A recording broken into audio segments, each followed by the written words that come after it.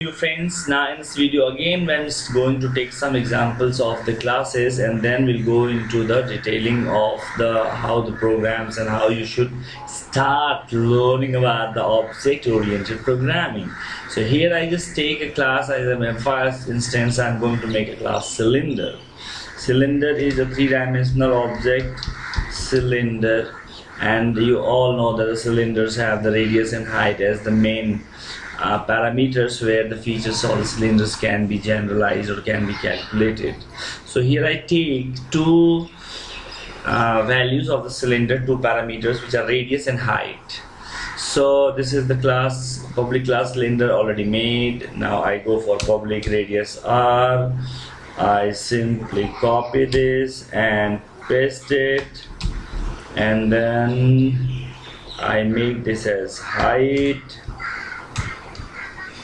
and then I use constructors to realize this. I pass int radius, int y, x for radius and y for height. Then r becomes x and h becomes y.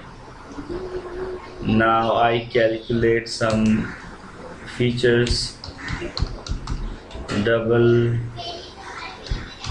volume, and I don't have to pass anything into this, and this will return 3.142 pi into r into h. This is volume pi r square h. Now we can also take off surface area. This is, we call CSA curved surface area, which is 2 pi r h, 2 into pi into r into h. Then I also take the total surface area, which we can call it as TSA, and this will be 2 pi r and then r plus h. So I think, yeah, it's done. Now you compile. When you compile, and if there is no syntactical error, then the object code will be created. This, if we fail to find here, we need star, means into. So now this is compiled. So successfully compiled. Now I create the object.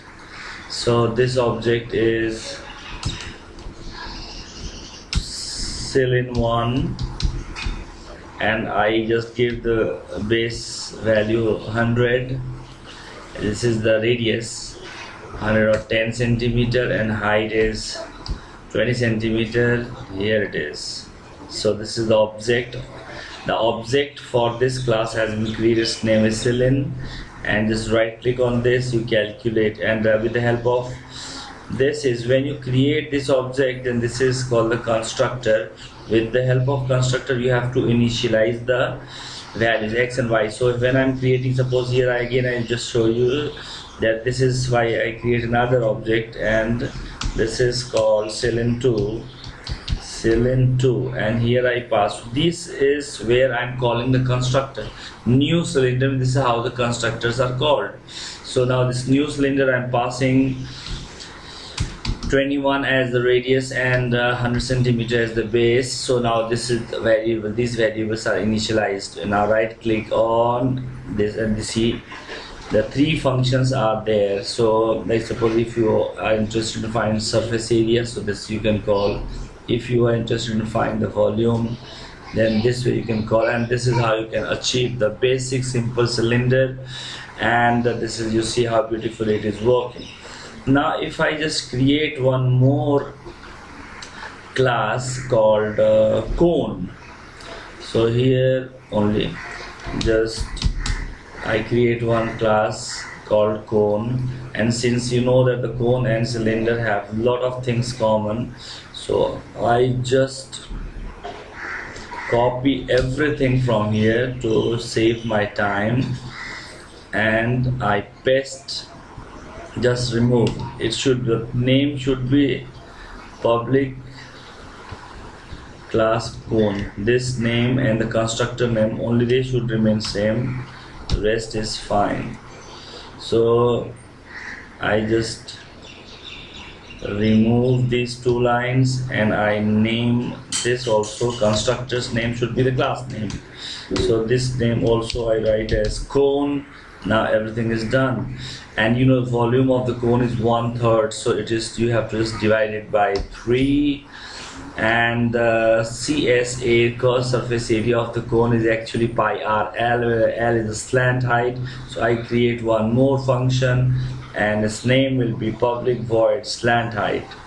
So I say this, and here it is, I call slant height, slant height, slant HEIGST, slant height. There we need to import a math function because slant height is under root h square plus r square. So you can write import java.lang.math, hope it's correct, semicolon expected, and then here I write return math.sqrt function, math.sqrt, and there you have to find r into r plus h into h. Now here I make it private because I do not want it to be now. Just also here you're going to understand, I want to make this function as private because I do not want this one to be called from outside. So this, my slant height, is private function, and when I calculate curved surface area I need pi r l, so I need l, so this is pi 3.14, this is pi, this is r, and at the place of l I just call this function slant height, slant height. So slant height will return a value and this value will be multiplied here, slant height. Now let's see, and the total surface area of the cone is also pi r l, pi r r plus l. So pi r r plus l means slant height, slant height. Here it goes, and I think I have to compile it. No error, so this is also created. Now create this constructor.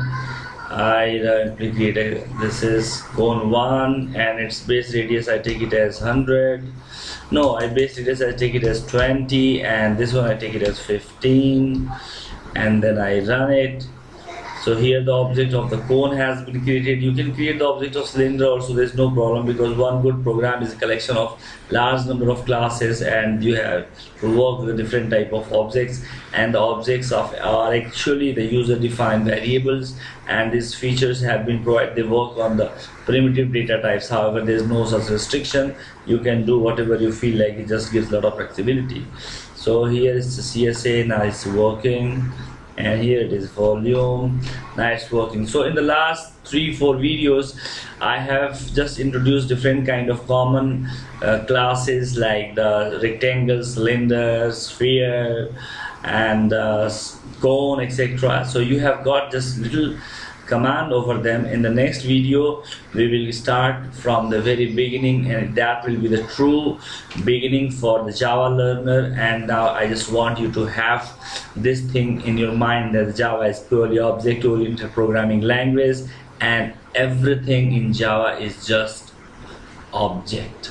Thank you very much. Subscribe to our channel, stay tuned, stay healthy, and this is a very good day.